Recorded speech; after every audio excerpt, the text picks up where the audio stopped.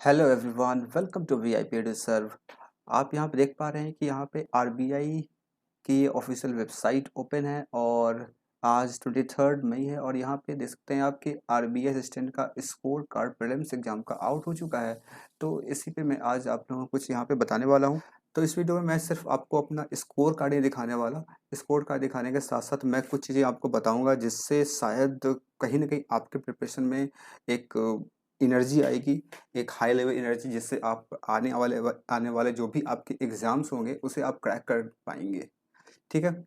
This video is going to be completely motivational, जिससे आप यहाँ से कुछ सीख सकें और थोड़ा सा आपके अंदर एक एक्स्ट्रा एनर्जी प्रोवाइड कर की जा सके।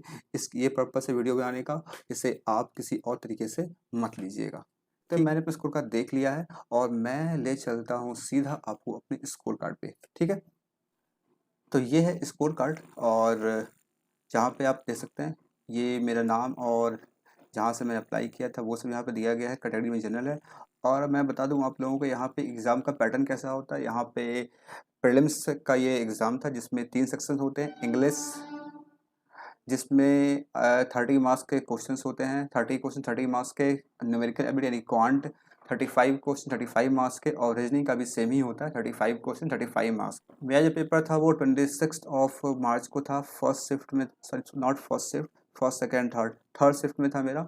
और मेरे जो स्कोर कार्ड है वो आप यहाँ पे देख सकते हैं। इंग्लिश इंग्लिश में 28.75। आई थिंक कोई एक क्वेश्चन कहीं रॉन्ग हो गया होगा जिस कारण मेरे यहाँ पे मार्क्स थोड़े से कम हो गए। न्यूमेरिकल में आप देख सकते हैं 35 आउट ऑफ 35 है। और रीजनिंग में भी 35 आउट ऑफ 35 है। तो कुल मिलाकर के इन तीनों को अगर आप यहाँ पे ऐड करेंगे तो आपके 98.75 टोटल मार्क्स यहाँ पे आपको देखने को मिलेंगे। तो अगर यहाँ हम बात करें कट ऑफ की, तो कट ऑफ जो है वो स्क्रीन पे आपके सामने कट ऑफ होगा और यहाँ पे जितने भी रिक्रूटिंग ऑफिस है उनके यहाँ पे कट ऑफ दिए गए हैं। 16th नंबर पे पटना का मिल जाएगा और 89 यहाँ कट ऑफ था और मेरे इसको 98.75 है। और अगर सेक्शनल कट ऑफ की बात करें तो इंग्लिश का सेक्शनल कट ऑफ जो है वो है 11, न्यूमेरिकल एबिलिटी का यहाँ पे 12 है और रीजनिंग का भी 12 है। तो बाकी टोटल कट ऑफ मैंने आपको बताई थी पहले। 89 कट ऑफ यहाँ पे गया है पटना रीजन का। बाकी रीजन के आप यहाँ पे दे सकें। तो ऐसा नहीं है कि आप इतने स्कोर नहीं ला सकते। आप 35 में 35 ला सकते हैं। 35 रीजनिंग में, क्वांट में और इंग्लिश में भी आप 30 में 30 ला सकते हैं। मेरा पेपर जो था ये थर्ड शिफ्ट में था और इस थर्ड शिफ्ट में मैंने 100 क्वेश्चन अटैम्प्ट किए थे। सभी सेक्शंस के सभी क्वेश्चंस मैंने किए थे यहाँ पे। और क्वांट में भी मेरे 2-3 मिनट टाइम बचे हुए थे, मेरे सारे क्वेश्चन सॉल्व हो चुके थे। रीजनिंग में भी सेम 2-3 मिनट टाइम बचे हुए थे, not 3 minute, approx 1 to 2 minute time यहाँ पे बचे हुए थे और पूरा पेपर सॉल्व हो चुका था। तो मतलब ऐसा नहीं है कि आप नहीं कर सकते हैं। Paper was very doable, very easy level paper. RBI paper हमेशा ऐसा ही होता है, काफ़ी आसान क्वेश्चंस यहाँ पे आते हैं जिसे आप 100 में 100 अटैम्प्ट कर सकते हैं और 100 में 100 मार्क्स ला भी सकते हैं। ठीक है। तो अब मैं आपको यहाँ पे कुछ दिखाने वाला हूँ। तो क्या ये कैसे होता है, आखिर इतने मार्क्स आप लाते कैसे हैं? क्या ऐसा स्कोर मेरा फर्स्ट टाइम आया है? नहीं, ऐसा नहीं है। इससे पहले भी मैंने कई बार, इंग्लिश में नहीं, बाकी न्यूमेरिकल और रीजनिंग में 35 मार्क्स मेरे कई बार आ चुके हैं। तो मैं यहाँ पे आपको दिखाने वाला हूँ कुछ ऐसी चीज़ जिसे आप देख के आपको कुछ समझ में आएगा, आप बिल्कुल समझ पाएंगे।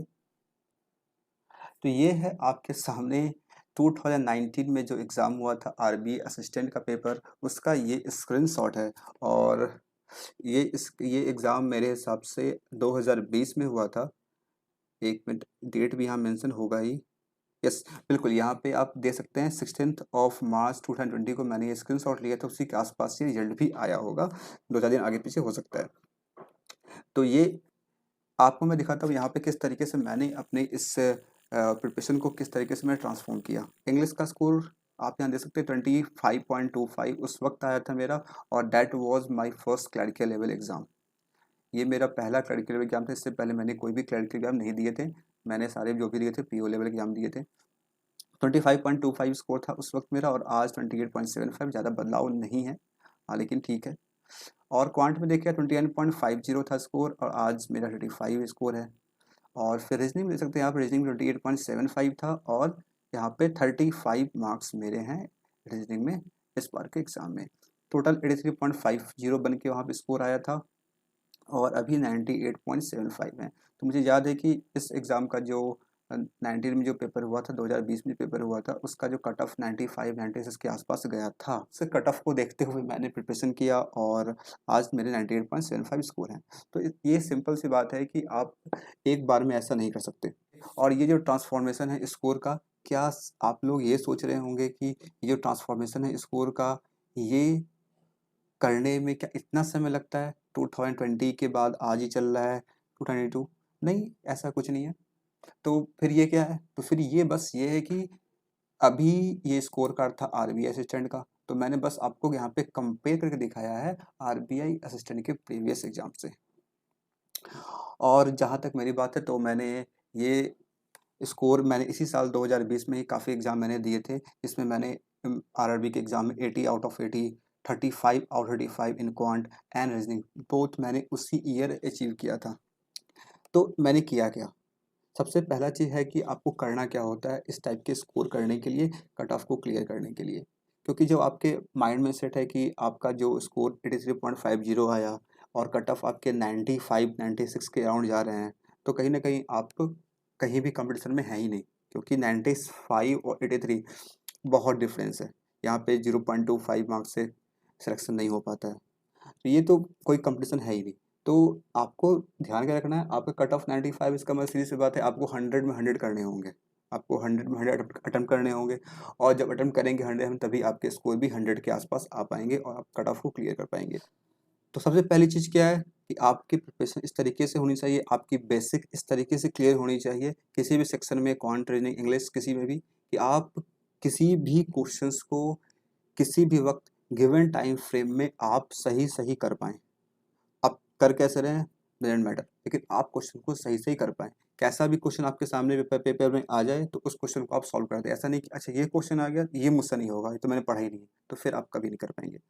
सेकंड चीज़, second thing is that you have to practise a lot for each and every section. आपको हर एक सेक्शन की प्रैक्टिस करनी होगी अधिक से अधिक। इससे क्या होगा कि आप उस पे काफ़ी कमांड कर पाएँगे, आप क्वेश्चन को देख समझ जाएँगे, अच्छा ये क्वेश्चन इस टाइप का पूछ रहा है, इसमें ऐसे करना है, आप तुरंत कर पाएँगे। प्रैक्टिस जो प्रैक्टिस आप कर रहे हैं वो कैसे क्वेश्चन से कर रहे हैं? ऐसे क्वेश्चन जो कि एग्ज़ाम रिलेवेंट होने चाहिए, ना कि आप पेपर देने जा रहे हैं आरबीआई की और प्रैक्टिस कर रहे हैं एसएससी क्वेश्चंस की। तो इस टाइप का नहीं होना चाहिए, एकदम एग्जैक्ट एग्जाम लेवल जो क्वेश्चंस होते हैं, प्रीवियस ईयर क्वेश्चंस और भी जो क्वेश्चंस होते हैं, उस सब क्वेश्चंस को आप सॉल्व करें, वहाँ से अच्छी प्रैक्टिस करें, ठीक है। And the number 3 and last very very important thing, आप पेपर को अटेम्प्ट कैसे कर रहे हैं, पेपर को अटेम्प्ट करने की strategy, how you are attempting the paper. जिस तरीके से आप पेपर को अटेम्प्ट करेंगे, आपका माइंडसेट क्या होना चाहिए पेपर अटेम्प्ट करते वक्त, ये बहुत मैटर करता है। आपने बहुत क्वेश्चन सॉल्व किए हैं, बहुत प्रैक्टिस करी है, आपके सारे टॉपिक्स क्लियर हैं, लेकिन आप पेपर को अटेम्प्ट सही से नहीं कर पा रहे हैं, तो फिर आप कहीं ना कहीं लैग कर जाएंगे और इतने स्कोर नहीं कर पाएंगे या फिर कट ऑफ क्लियर नहीं कर पाएंगे। तो इन 3 बातों का ध्यान रखते हैं अगर आप, तो आप ज़रूर से आप क्लियर कर पाएँगे, ठीक है? तो आई होप आपको यहाँ पे बहुत कुछ समझ आया होगा और ख़ासकर आपको ये थोड़ा-सा एनर्जी आया होगा कि अगर कोई पर्सन जो आपके सामने बैठा है, स्कोर कार्ड शेयर कर रहा है, वो इस स्कोर से इस स्कोर तक पहुँच सकता है, तो आप भी पहुँच सकते हैं, है ना? अगर कोई आपके डाउट्स हैं इस एग्ज़ाम रिगार्डिंग या फिर आने वाले किसी भी एग्ज़ाम रिलेटेड, तो आप कमेंट बॉक्स में लिख के पूछ सकते हैं। अगर किसी टाइप की वीडियो आपको चाहिए, कुछ भी, anything, whatever you want, you can write in comment box. और ज़रूर से आप भी अपना स्कोर, जो भी आपका स्कोर है, वो आप कमेंट बॉक्स में ज़रूर से शेयर करें। साथ ही साथ आप टेलीग्राम ग्रुप ज्वाइन कर सकते हैं, जिसका लिंक मिल जाएगा आपको नीचे डिस्क्रिप्शन बॉक्स में, जहाँ से आप सीधा टेलीग्राम ग्रुप ज्वाइन कर सकते हैं। और हमारे डिफरेंट सोशल मीडिया हैंडल्स जो हैं, उससे भी आप फॉलो, लाइक वगैरह कर सकते हैं। तो बस मिलते हैं फिर लोग नेक्स्ट वीडियो में। Thank you.